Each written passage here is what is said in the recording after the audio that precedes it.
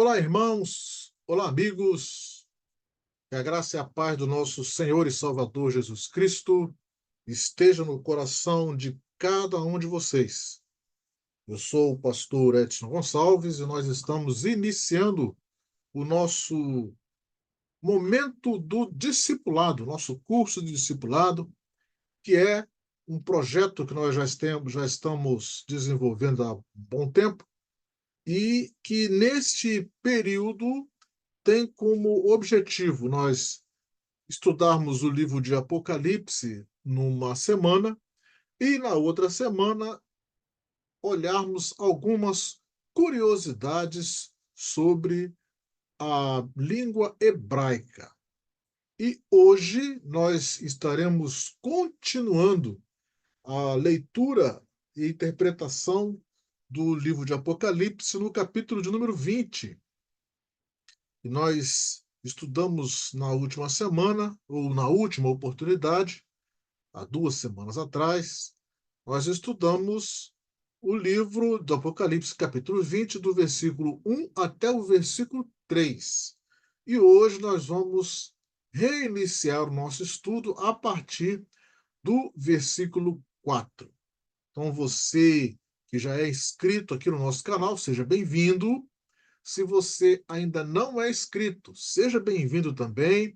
Aproveite esta oportunidade para você se inscrever, deixar o seu like, o seu joinha, o seu gostei, fazer a sua crítica, a sua sugestão, compartilhar este vídeo com todas as pessoas que você conhece, deixar também a sua dúvida, caso alguma coisa que nós falamos aqui você não concordar, ou você concordar, mas tiver alguma dúvida, coloque a sua dúvida, a sua sugestão aqui para que a gente possa estar respondendo, se assim for possível, ou então pesquisando para trazer uma resposta numa próxima oportunidade. Você tem aqui o nosso chat, você pode fazer isso ao vivo e também você pode participar do nosso grupo de discipulado. Nós temos um grupo de WhatsApp em que as pessoas estão ali compartilhando as suas experiências, fazendo as suas perguntas e sendo edificados. Todos nós estamos sendo edificados aqui no nosso canal e este é o nosso único objetivo, o objetivo de edificar as nossas vidas através do estudo da palavra de Deus. Então, vamos fazer uma oração para nós iniciarmos o nosso trabalho nesta noite. Senhor Deus e Pai, graças te damos pelas nossas vidas, graças te damos pela vida de todos aqueles que estão participando conosco. Pedimos que agora nos dê a tua orientação, o teu cuidado, para que nós possamos fazer o teu querer aqui neste canal, nesta hora. É a nossa oração, agradecidos pela iluminação do teu Santo Espírito, que fazemos em nome do Senhor Jesus. Amém.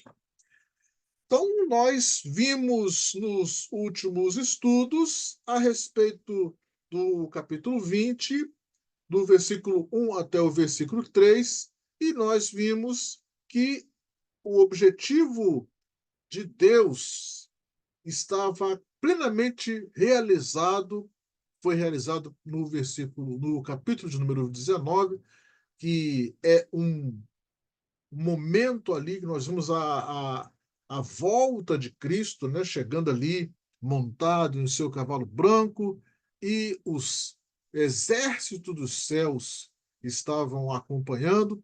E aí adentramos ao capítulo de número 20 e nós vemos ali que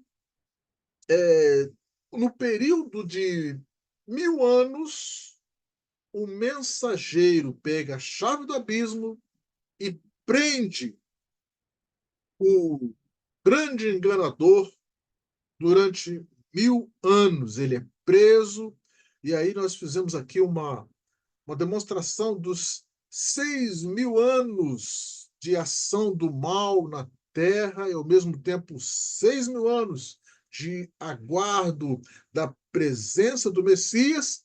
E agora, ele vem e institui e inaugura os 1000 anos. Nós chamamos de 1000 anos de paz, que nós colocamos como 1000 anos literais.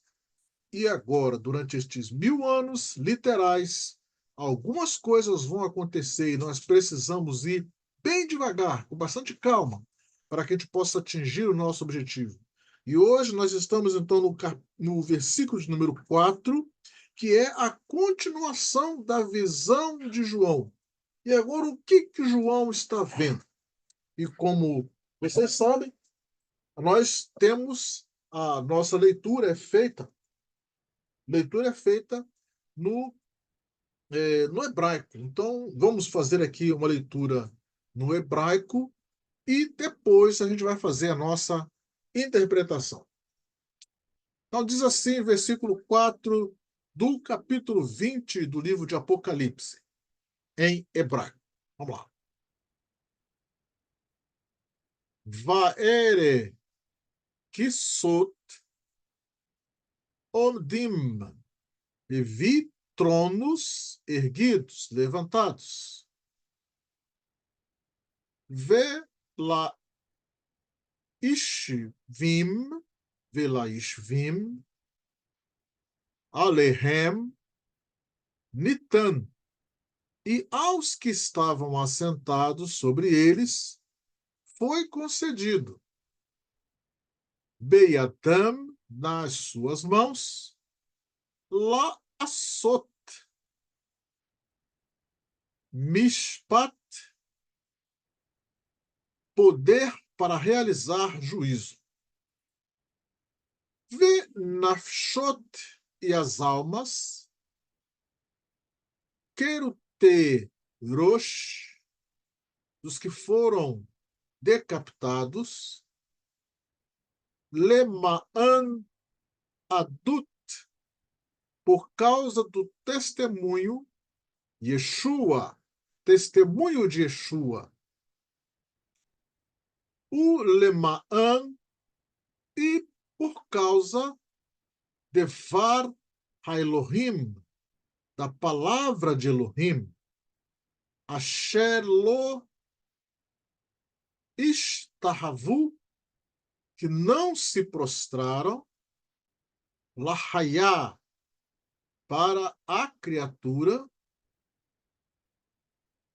Ultsalma, e sua imagem, Velo natenu, e não receberam, et hatav, a marca, ao mitzham, sobre sua testa, ve yadam, ou sua mão, ve yadam hem,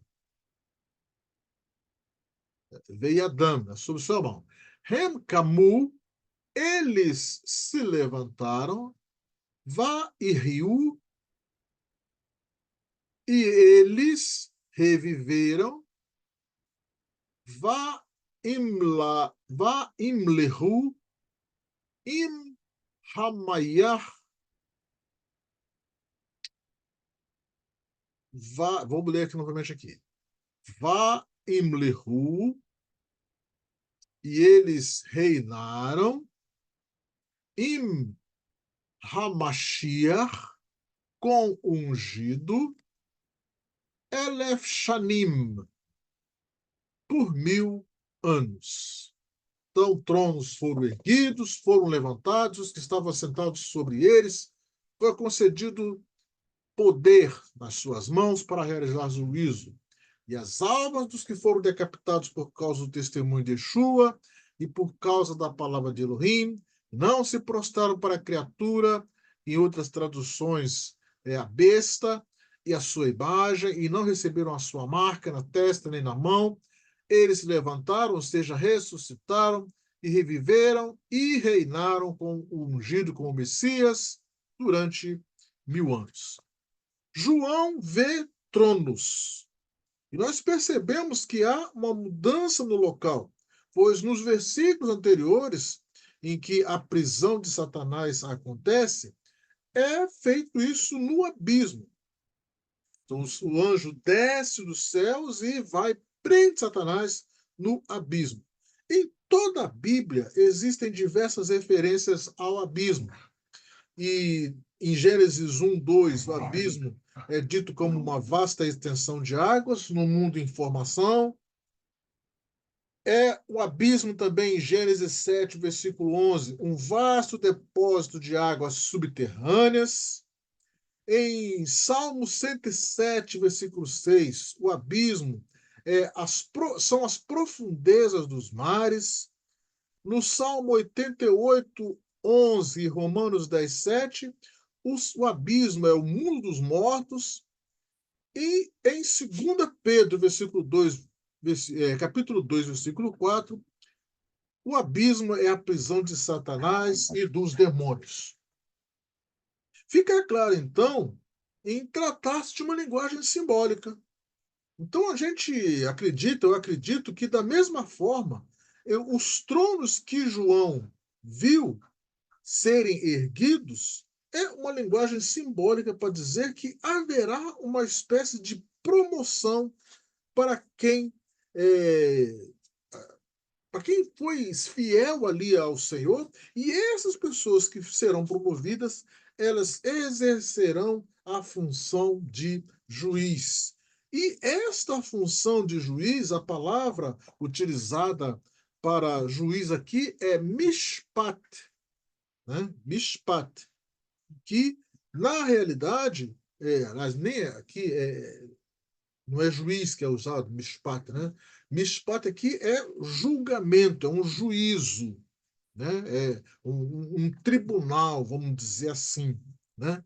E esta palavra aqui, mishpat, ela faz referência ao livro do Êxodo.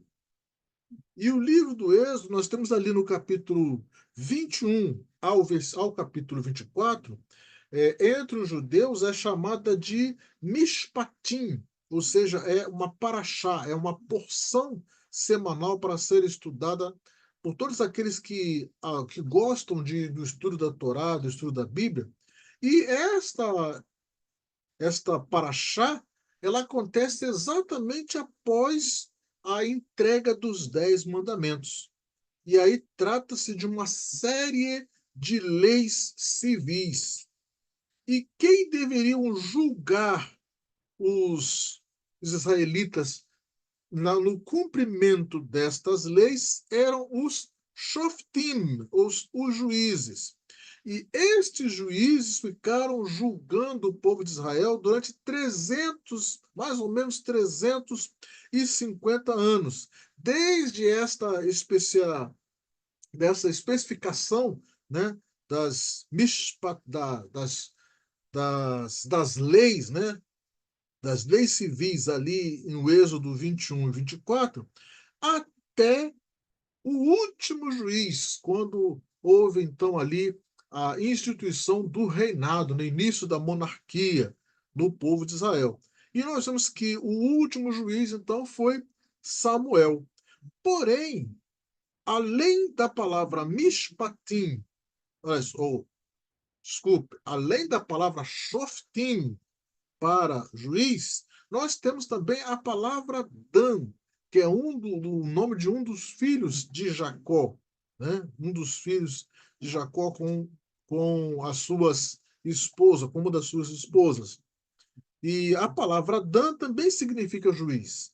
A diferença é que Dan é usada para designar o juiz de uma forma geral, enquanto Shoftim para aqueles do povo que exerciam essa função voltados para a lei de Deus.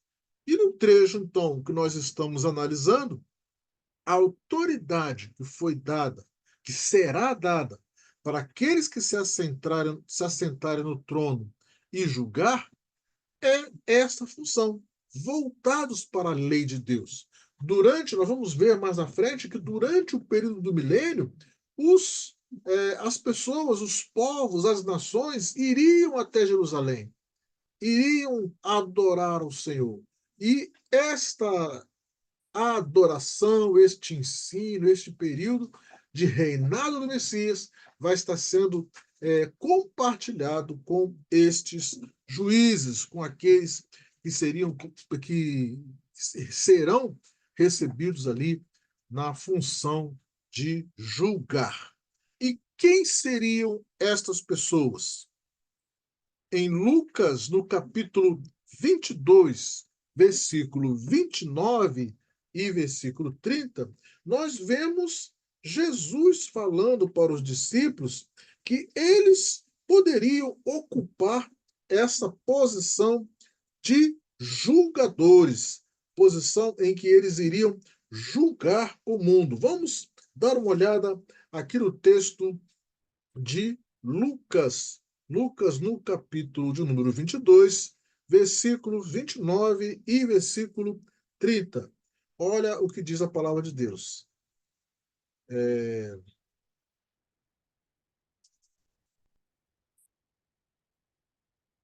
Lucas 22, versículo 29. Assim como meu Pai me confiou o reino, eu vou-lo confio, para que comais e bebais a minha mesa no reino, e vos assentareis em tronos para julgar as 12 tribos de Israel. E também lá em 1 Coríntios, 1 Coríntios no capítulo 2, aliás, 1 Coríntios no capítulo de número 6, 1 Coríntios capítulo 6, versículo 2, Paulo fala que ou não sabeis que os santos hão de julgar o mundo? Ora, se o mundo deverá ser julgado por vós, sois acaso indignos de julgar as coisas mínimas? Então, Paulo ali chamando a atenção dos coríntios a respeito de algumas questões da justiça, e aí ele fala: olha, vocês, ou seja, aqueles que foram eleitos, aqueles que aceitaram o Senhor Jesus, eles serão os santos que irão julgar o mundo. Então, neste caso, nós podemos dizer que ou são os discípulos ou são os santos da igreja que serão estes que assentarão sobre os tronos. Entretanto, nós vemos aqui que o texto ele não deixa a identificado quem serão esses que irão assentar nesses tronos para julgar. Mas, quando chegar a hora, podemos ter certeza que iremos ser informados quem serão estes que estarão ali com Cristo julgando durante esse período. Uma outra situação que nós podemos olhar aqui neste versículo 4 é que fala sobre as almas dos que foram decapitados por causa do testemunho de Yeshua. Então, estas almas representam os mártires que em todos os tempos sofreram com a própria vida como testemunho do Messias e agora são recompensados. A gente sabe que desde o livro de Gênesis, o ser humano é chamado de almas. Então aqui João está vendo as almas, ele está vendo os seres humanos, as pessoas que durante todo o tempo foram mortos, sofreram agruras pelo nome do Senhor Jesus, pelo nome de Deus, defendendo a lei de Deus, defendendo as coisas de Deus. Então, todos eles agora estão ali se prostrando ou recebendo a ressurreição. E se tomarmos como um sentido simbólico, a decapitação aí falada pode representar toda tentativa ou mesmo o efetivo impedimento de que a palavra de Deus fosse pregada. E isto nós sabemos que aconteceu desde os primeiros tempos da humanidade. O que nós podemos perceber é que nesse texto a recompensa virá para aqueles que não cederam à tentação de negar a Cristo e seguir os ditames falsos das doutrinas contrárias aos mandamentos de Deus, que são representados aqui nesse texto como receber a marca da besta ou adorá-la, ou então praticar ações influenciados por ela. Por isso nós podemos e devemos dar glórias a Deus Porque a Bíblia toda nos promete que haverá um tempo em que nós seremos recompensados pelas obras que fizemos em nome do Senhor Jesus. Vamos então continuar a nossa leitura.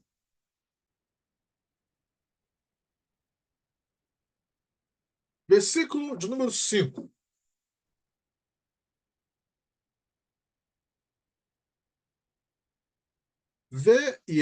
Ve'yeter a metim, e os demais mortos, locamu, não se levantaram, lahaim, para a vida, ad tom, até o fim, elef ashanim, elef, elef ashanim, para o fim dos 1000 anos. Zot, esta,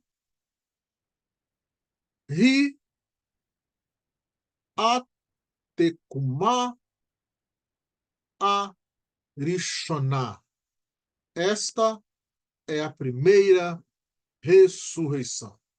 Vamos ver o que nós podemos olhar aqui. Então, esta é a primeira ressurreição. Enfim, aqui é revelada a identidade daqueles que foram levantados. O verbo utilizado para falar deste levantar-se é cum, aqui, ó. Lo camu, aqui ele está numa outra declinação, né? Mas é o verbo cum, que significa levantar. É o mesmo verbo que foi utilizado por Jesus para ressuscitar a menina Talita, lá em Marcos, no capítulo 5, versículo 41. Vamos dar uma olhadinha nesse texto para que vocês possam ver como que funcionou esta fala de Jesus. Então, versículo 41, tomando-a pela mão, disse: Talita cumi, que quer dizer, menina, eu te mando, levanta-te. E é esse mesmo verbo que eu acredito que deve ser falado como ordem para que aconteça a primeira ressurreição. E a primeira ressurreição é aquela que participarão todos aqueles que foram fiéis a Deus e testemunharam sobre a obra do Messias em todos os tempos.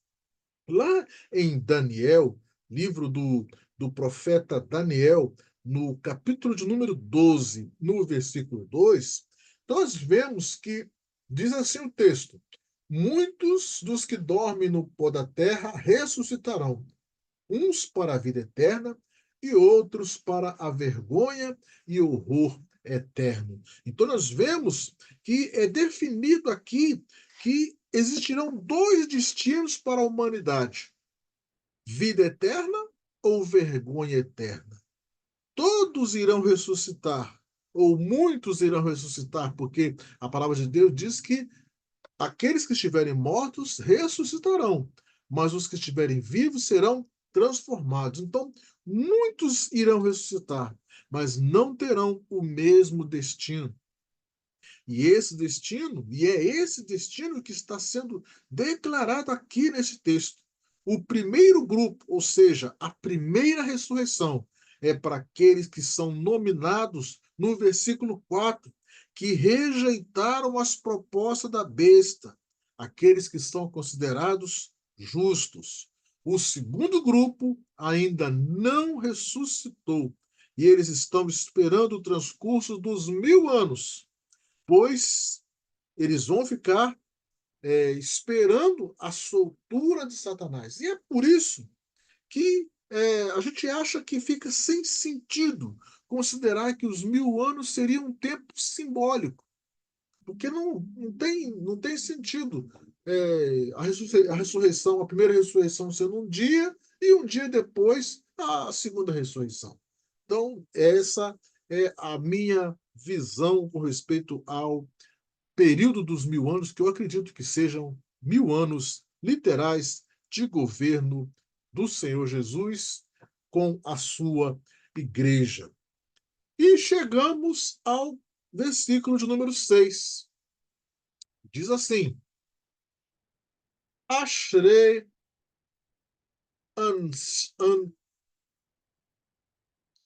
Ashrei Anshe Kodesh. Felizes as pessoas santas. Asher Ikhu, os que tomam a sua parte. Helkam Batekumah, na primeira Arishoná, na primeira ressurreição. Amavet Lo Ishlat Bam Shenit. A segunda morte não terá domínio sobre eles. Ki Kohanim Yehu Le Elohim, pois serão sacerdotes para Elohim. Belimshi, Belimshihu, Belimshiho, e para o seu ungido, o Malhu e Mo El Shanim. O Malhu e Mo Elef Shanim, e reinarão com ele 1000 anos.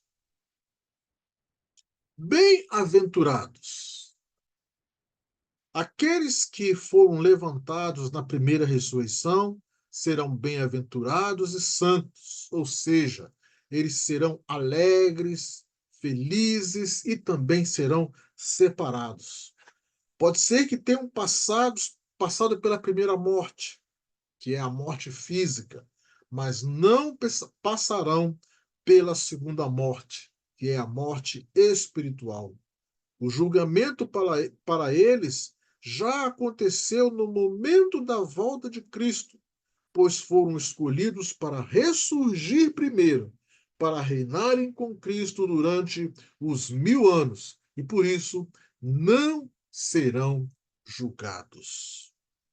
Eu espero que você tenha entendido a mensagem que pretendemos passar aqui com esses 3 versículos, que mostra a nossa vitória, a vitória da igreja, a vitória daquele que persevera, a vitória daquele que guarda o testemunho do Senhor Jesus, a vitória daquele que segue as leis de Deus, não aceita as propostas que vêm daqueles que são contra a palavra de Deus.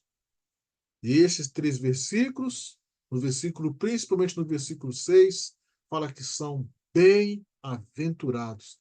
E eu tenho certeza, meus amados, que se nós continuarmos a nossa caminhada, nós seremos bem-aventurados. No próximo estudo, nós continuaremos a partir do versículo 7. E até lá, eu te peço que você coloque as suas dúvidas aqui no canal ou lá no grupo de WhatsApp para que nós possamos responder. Eu quero agradecer a você por assistir o vídeo até aqui. Não esqueça de compartilhar esse vídeo com seus amigos. Não esqueça também de deixar o seu like, o seu joinha, o seu gostei. E na próxima semana, eu quero te convidar para estudarmos algumas curiosidades sobre a língua hebraica. Que Deus abençoe a sua vida e que Deus abençoe a sua família, em nome do Senhor Jesus. Amém.